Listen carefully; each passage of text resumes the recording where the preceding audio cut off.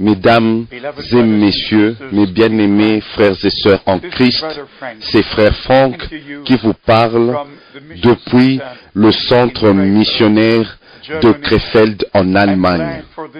Je suis vraiment content pour cette opportunité de partager avec vous la sainte parole de Dieu. Nous appelons ce ministère de l'heure apostolique et prophétique de la Bible. C'est quelque chose que nous devons savoir, que Dieu est son propre interprète. Nous n'interprétons pas ce que les Écritures disent, mais nous croyons ce que les Écritures disent. Ça, c'est la grande différence.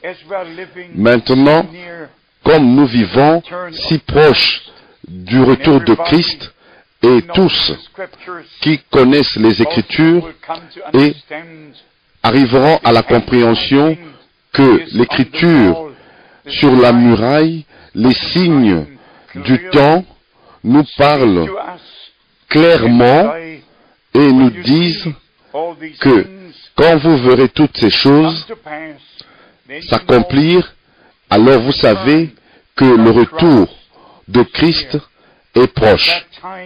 Et maintenant, en ce temps-ci, nous devons lever nos têtes car notre rédemption pour notre corps s'approche.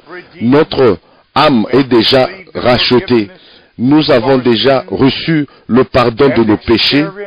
Nous avons eu l'expérience de la nouvelle naissance et remplie du Saint-Esprit. Mais nous attendons, comme il est écrit dans Romains 8, que toute la nature, tout l'univers, toute créature attendent ardemment, attendent le retour de Christ pour la manifestation des fils et des filles de Dieu. Cela veut dire que notre corps sera transformé. La corruption va revêtir l'incorruption, l'incorruptibilité, comme nous trouvons écrit dans 1 Corinthiens au chapitre 15. Mais maintenant, comme nous l'avons appelé ministère apostolique et prophétique de la Bible, nous allons dans l'Ancien et dans le Nouveau Testament et nous comprenons à partir des Écritures le plan de Dieu du salut. Dans l'Ancien Testament, les choses ont été prédites, elles ont été prophétisées, et dans le cours du Nouveau Testament, elles se sont accomplies. Comme je le répète, dans chaque prédication, dans chacune de mes prédications, partout sur la terre, il y a des promesses qui appartenaient à la première venue de Christ, et il y a des promesses qui parlent de ce qui doit arriver avant son retour.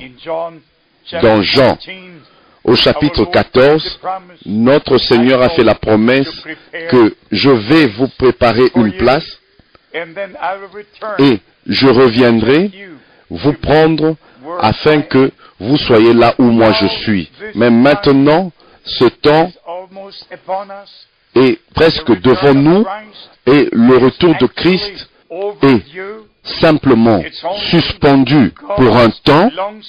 C'est seulement la patience de Dieu qui attend jusqu'à ce que le dernier puisse entrer. Et puis, la porte va se fermer. Si nous allons dans la parole promise d'aujourd'hui, nous n'avons qu'à regarder en arrière comment Dieu a eu affaire avec l'humanité dans le passé. Il a toujours pris un seul homme qui était son serviteur, son prophète, son messager, et à lui, sa parole fut révélée. Et puis, ils furent envoyés avec le direct, ainsi dit le Seigneur. Nous ne disons pas, ainsi dit Ésaïe, ou ainsi dit Jérémie, ou ainsi dit Ézéchiel. C'est Dieu lui-même qui a parlé au travers de ces hommes qui étaient dans un contact direct avec le Tout-Puissant, qui l'ont connu personnellement, ils ont vu des visions, ils ont entendu sa voix d'une manière audible. Les hommes qui vivaient ici sur la terre étaient unis et ils avaient communion dans une relation directe avec le Dieu Tout-Puissant. Et spécialement, depuis que le Seigneur est venu à nous, depuis que il s'est fait homme, alors nous comprenons tous que dans l'Ancien Testament, il était dans un corps visible, marchant dans le jardin d'Éden, mais ce n'était pas un corps comme celui que nous avons, mais c'était un corps spirituel qui en même temps pouvait aussi être un corps naturel dans l'Ancien Testament, mais dans le Nouveau Testament, notre Seigneur naquit ici, fut né dans ce monde. Il est devenu humain, comme nous sommes humains. Il avait une nature humaine. Il a dormi, il a pleuré, il a aussi prié. Il était un homme dans le corps, mais il était le Seigneur de gloire dans l'esprit. Mais il devait venir dans un corps de chair pour nous racheter, pour payer le prix, pour verser son sang, pour donner sa vie, afin que nous soyons réconciliés avec Dieu, en recevant la vie éternelle. Et c'est comme ça que tous ceux qui ont la vie éternelle vivront éternellement, et ceux qui n'ont pas la vie éternelle, bien sûr, ne peuvent pas vivre éternellement. Il y a seulement une seule forme de vie éternelle, et cette forme est en Dieu. Et Dieu s'est manifesté dans le Fils, et c'est comme ça que les Écritures disent, celui qui a le Fils de Dieu a la vie éternelle, et celui qui n'a pas le Fils n'a pas la vie non plus. Et c'est comme ça que Dieu ne nous a pas apporté une religion, il nous a apporté le salut en nous réconciliant avec lui-même. Nous sommes réconciliés avec lui. Et quand le temps arrive, la trompette va sonner et à la voix de l'archange, et les morts en Christ ressusciteront premièrement, et nous qui sommes restés en vie et qui vivons avec Christ, et nous ne pouvons seulement vivre avec Christ si Christ vit en nous. Christ, l'espoir, l'espérance de la gloire, doit vivre sa vie en nous. Comme l'apôtre Paul l'a dit dans Galates au chapitre 2 au verset 20, « Je suis crucifié avec Christ et maintenant ce n'est plus moi qui vis, mais c'est Christ qui vit sa vie en moi. » Nous pouvons mentionner plusieurs écritures, mais j'aimerais partager avec vous une pensée aujourd'hui sur Dieu qui envoie ses messagers. Il est dit, notre Seigneur, en parlant dans Jean au chapitre 13 au verset 20, « En vérité, je vous le dis, celui qui reçoit, celui que j'aurai envoyé me reçoit. Et celui qui me reçoit,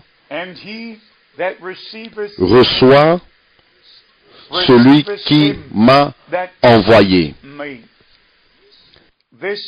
Cette déclaration de notre Seigneur nous amène directement dans le livre de Jean, Jean au chapitre 20, au verset 21.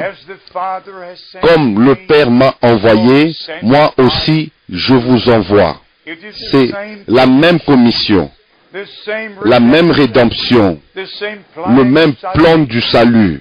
Mais d'abord, il doit avoir un appel divin pour avoir une commission divine.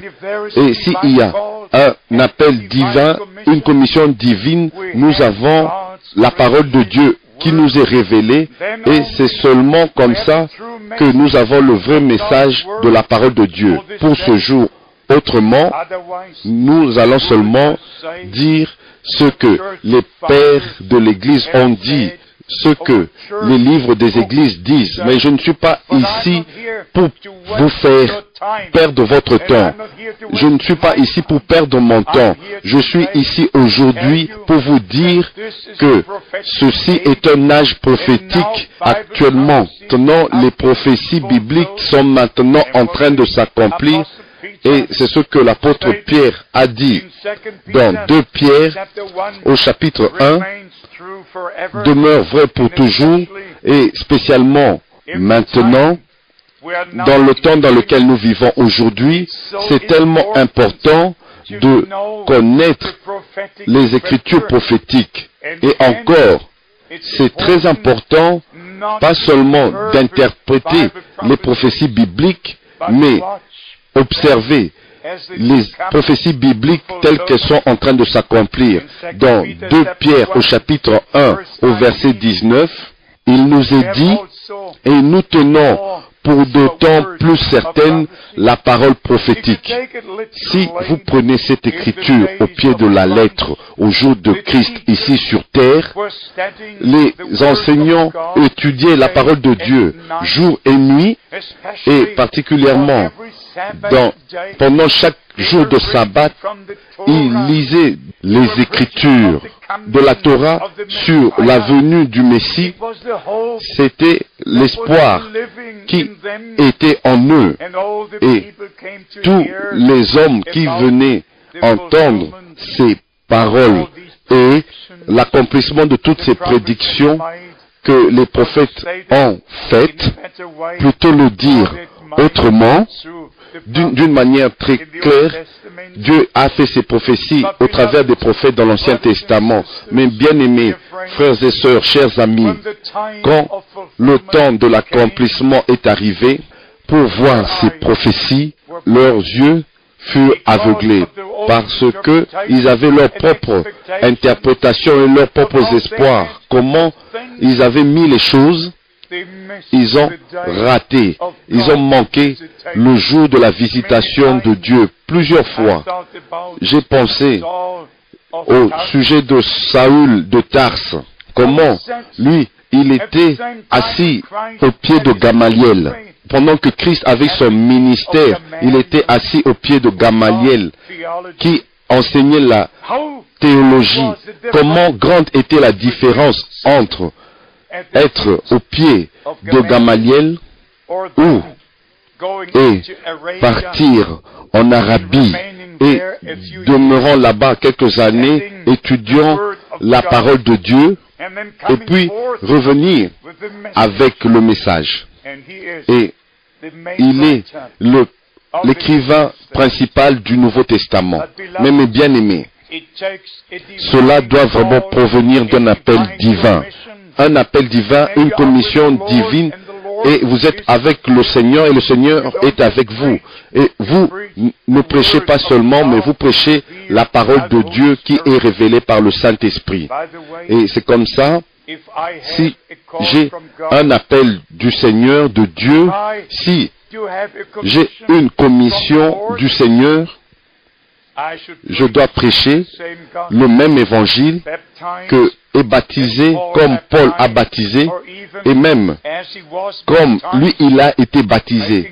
Et il a fait la déclaration dans Romains au chapitre 6 au verset 3, nous tous, ignorez-vous que nous tous qui avons été baptisés en Jésus-Christ, c'est en sa mort que nous avons été baptisés.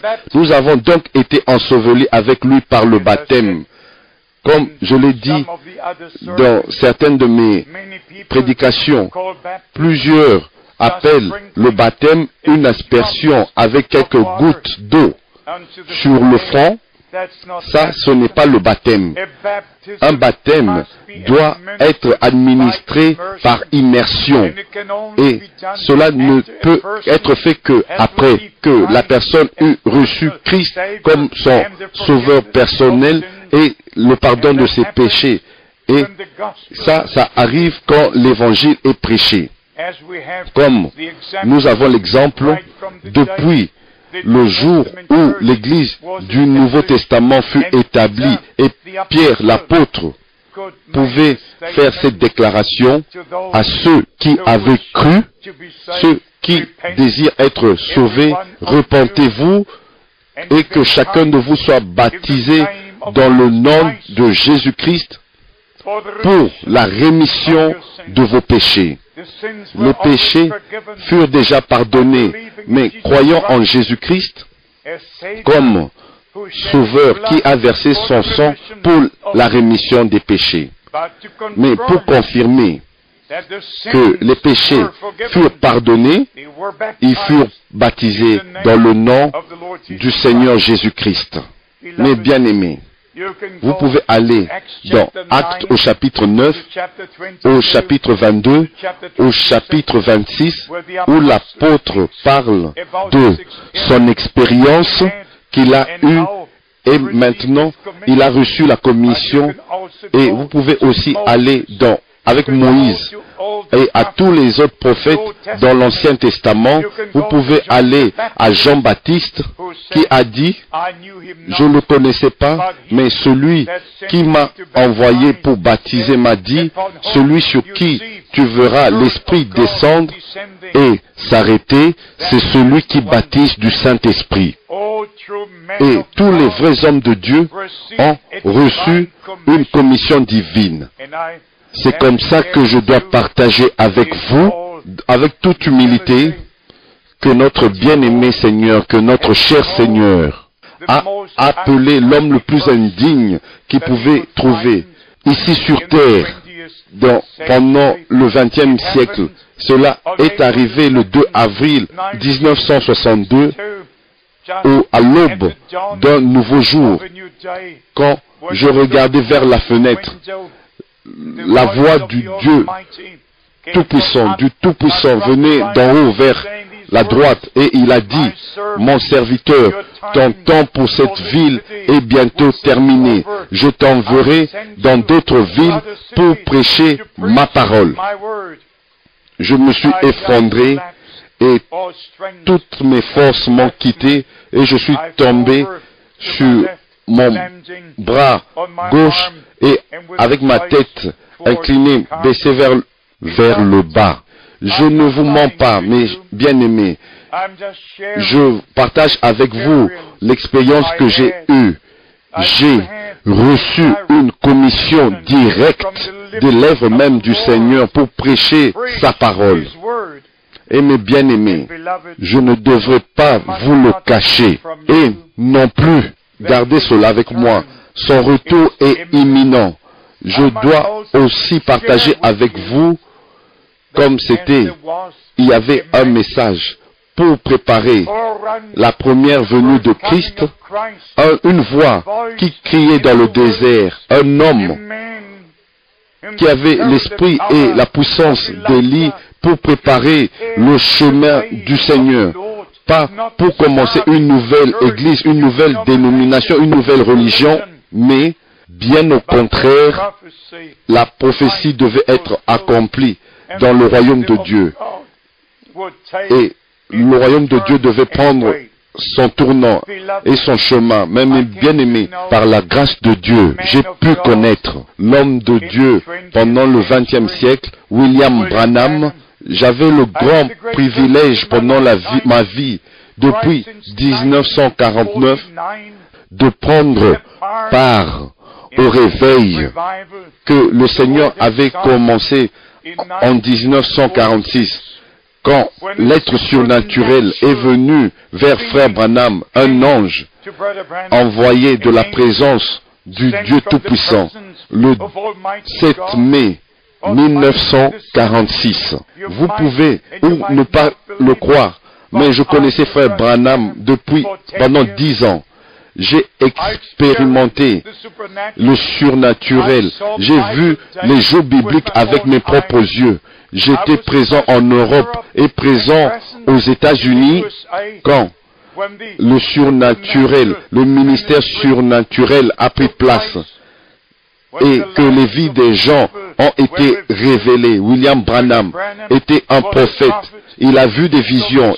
Il lui fut montré qui étaient les hommes, quels étaient leurs problèmes, d'où ils venaient, et même leurs noms, leurs villes, leurs adresses, comme c'était dans le ministère de Jésus-Christ, dans Jean au chapitre 1, a fait cette déclaration avant que Philippe t'appelle, je t'avais vu sous le figuier.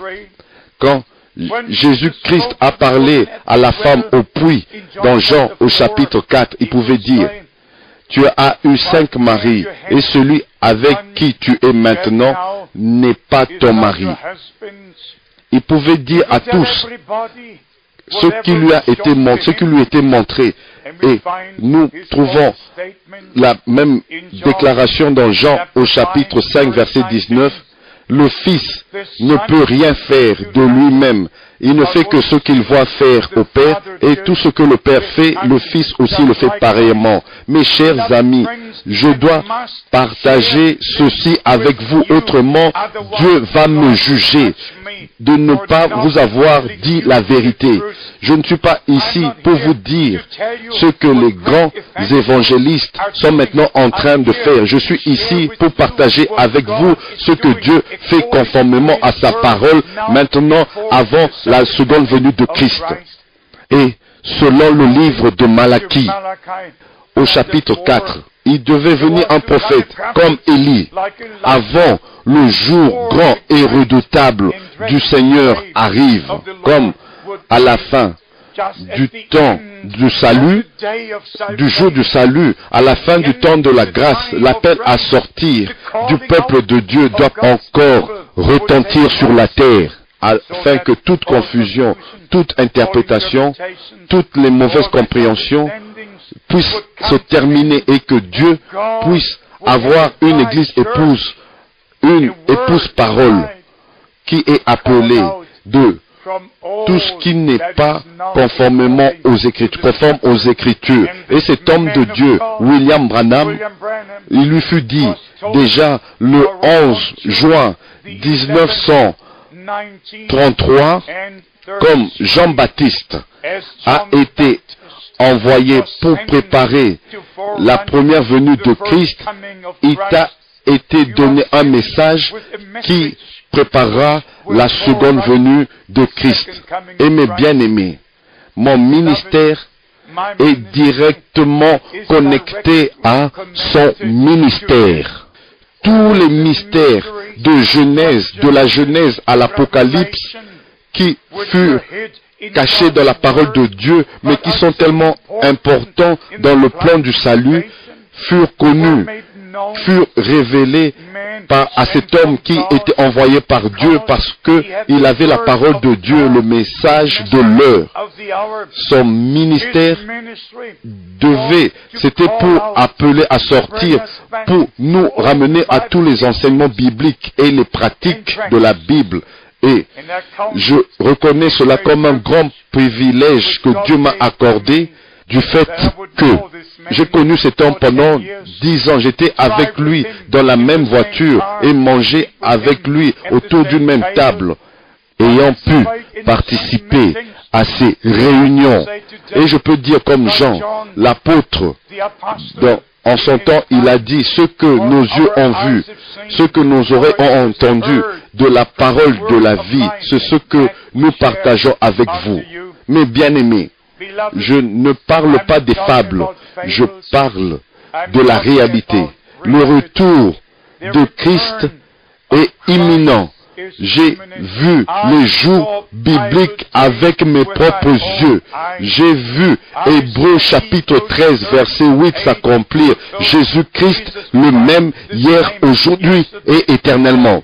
J'ai vu Jean chapitre 14 verset 12 s'accomplir. Les œuvres que je fais, vous les ferez aussi, et vous ferez des plus grandes.